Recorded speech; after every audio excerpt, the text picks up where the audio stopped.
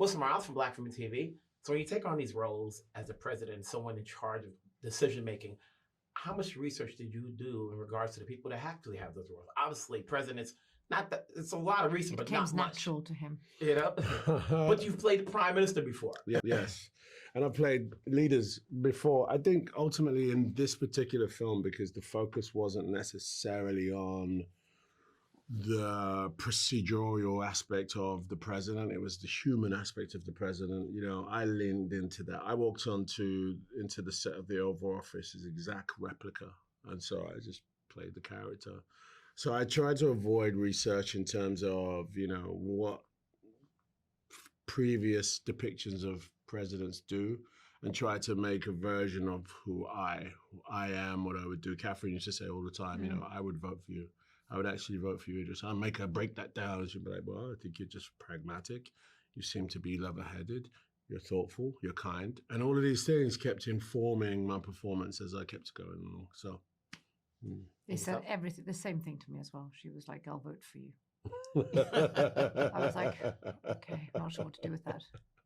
People who are in these positions have to have a psych test in order not to display so much emotion when a situation like this comes up, because they're trained for it in a way. You just don't know when it's going to happen. Yeah. How much goes into it when you have to display the emotion on screen, because you're watching this and everybody's in a position of, you know, of decision making, but it has to be done. But then you know, throughout the characters, it's their emotions that carry the weight.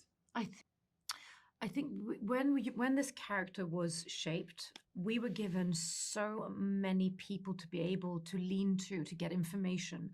I mean, down to, do I bring personalized items in? How do I clean, sanitize in the handover? Like every single detail was trained, right? So all of those things is what Kathryn Bigelow would expect me to do in the room.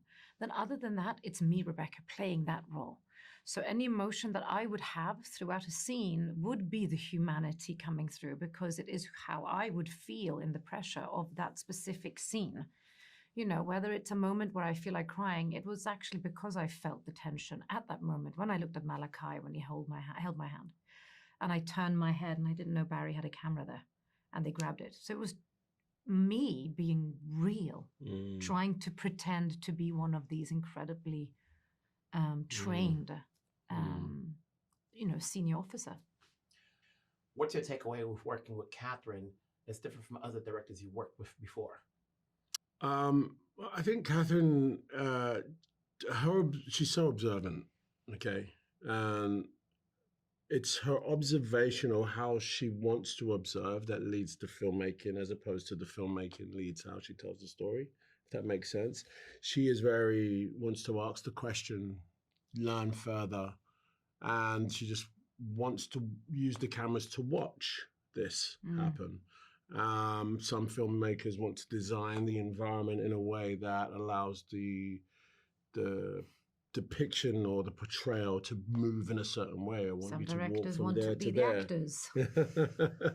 But she wants to see what you do, and she wants to use the cameras as if they're just the naked eye. When you and I are in a room, we self-edit. So that's how she self-edits. And I think that's quite different style from some directors I've worked with in the past. Congrats on your roles. Congrats on the film. I'm sure we'll talk down the road on other projects. Thanks so much. Wilson Miles from Black Film TV. You know, when you take on the roles that you guys have, how much stock or research did you do into the people that you're playing? Because you know, these are people that do this for real. A lot. I mean, you know, they were there with us. You know, so that helped a lot. You know, just being able to talk to them constantly, all the time, all day. You know, in between takes. Asking them questions, hearing stories about things that happen, you know, and then, you know, taking all of that as much as you can, or absorbing as much information as you can, and then taking it to the set and kind of incorporating those little things into your performance. You know, that all helped. You know, and then on top of that, just, I mean, you know, off the bat, you know, you're reading the script. I don't know what a GBI is. I don't know what an ICBM is. I don't know what any of this stuff. Any of these things are. So, you know, you're asking these guys these questions. Hey, what is this? What is that? What does that mean? So it was really helpful to have them there. And yourself? I've worked with a lot of military guys. I've never met, a man in charge of POC. There's not many of them. But he was there. We had a good chat. I mean, the script was very tight. I'd worked with Kathryn before. I understand how her sets run. And, it was just a matter of then, keeping it honest on the day. Kathryn's films, the way she shoots, they're very much a live situation. The whole space is lit. The cameras are picking up everywhere. Everyone gets to interact and be shot. And there's a lot of military people that were extras and just involved in the movie. And you draw strength and ideas from them all the time. Part of the movie is the emotional despair that the characters have to go through, especially your character. It's already a tough job, and it's hard to try to leave the emotions out. So did you talk to Kathryn as far as what kind of emotion you needed to display, at least according to the page? Yeah, I mean, I'm really talking against our advisors. How would you react in this situation? Like, what was standard protocol?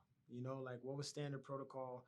Who reports to who? How would you, what's acceptable in that room emotionally? And they're like, no one's crying in there. Ain't nobody crying. You got to walk outside, let that out, and you got to come right back in. There are no phones in that room. That's why, one of the guys, he walks out to grab his phone, because you got to leave. Everyone's leaving their phone. You see Rebecca's character too, right? She leaves her phone outside. These are rooms where everything's super private. Everything's focused, these people, there's no room for the emotional, at least that's what it seemed in talking to these guys.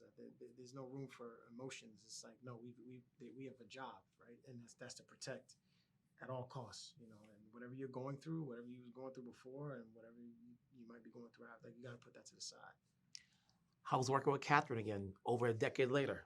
Really, really good. I mean, she makes too few films for my liking. I'd like her to make more, but it was a really, it was a great experience. It's when you've been making movies for a while, you realize when you get a chance to work with these great directors, that have the autonomy and the ability to deliver great films.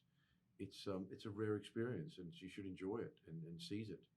And and you meet other fascinating, interesting people. She draws together an eclectic, wild circus of the best at their jobs, and I love them all.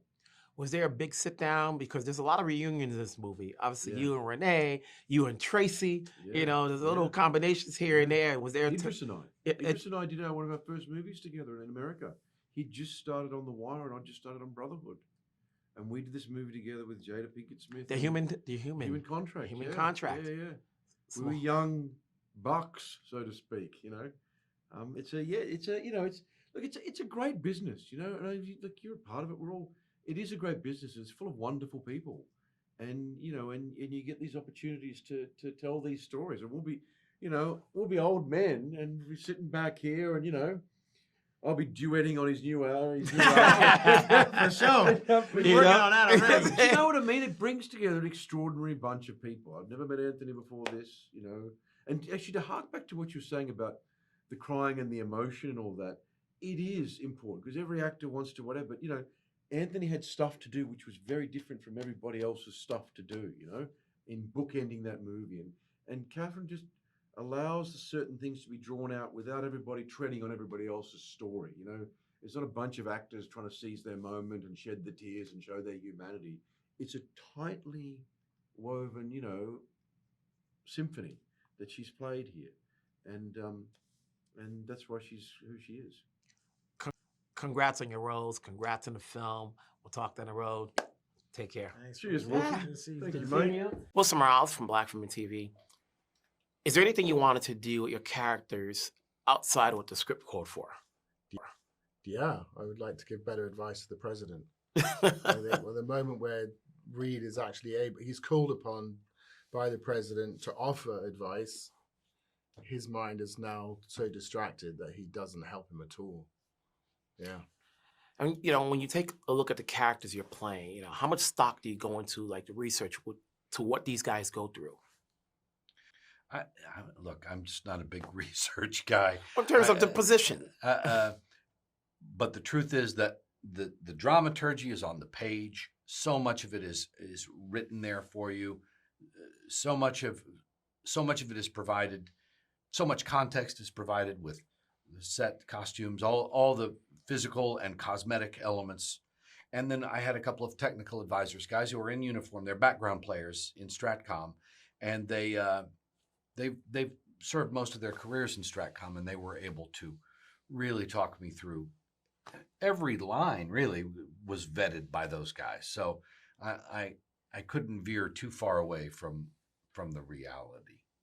One of the things that Kathryn does is shows the emotional despair that everybody has to go through.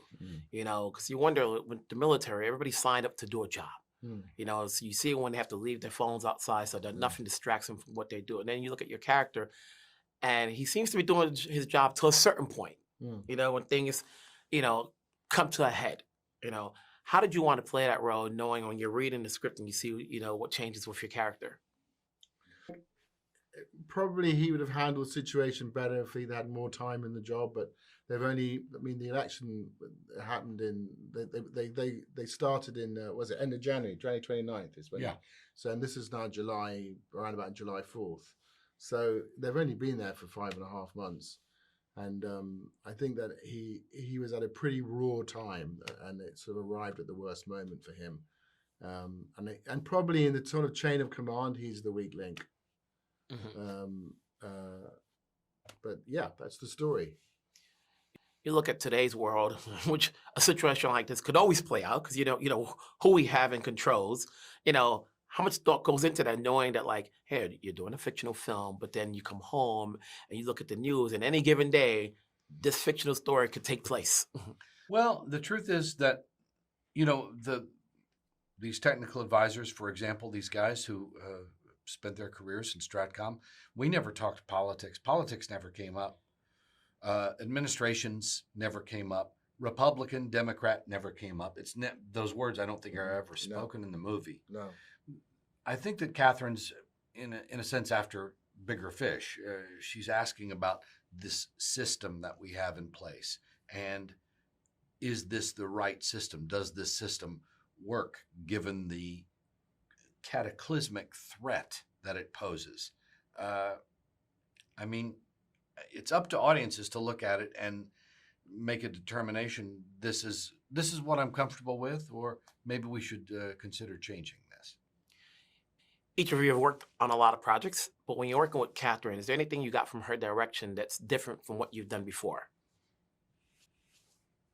No, you made a good observation, which was that how she chooses to direct through asking questions, and that was very true. When you said that, I was immediately brought back. It's a very clever way of directing because it immediately invites you to participate. Mm-hmm. Yeah, I mean, there are a lot of different ways to direct, and there are several effective ways to direct. But Kathryn's method of collaboration and interrogation, and she never comes out and says, "Do it this way." It's always coached in the form of a question, and yet the camera is searching, and she's very confident about what she needs and what she's trying to get. I don't know. She's consummate. People will be intrigued with this movie, so congrats on your roles. Congrats on the film. We'll talk down the road. Thanks. Thanks very much. Thank you very much.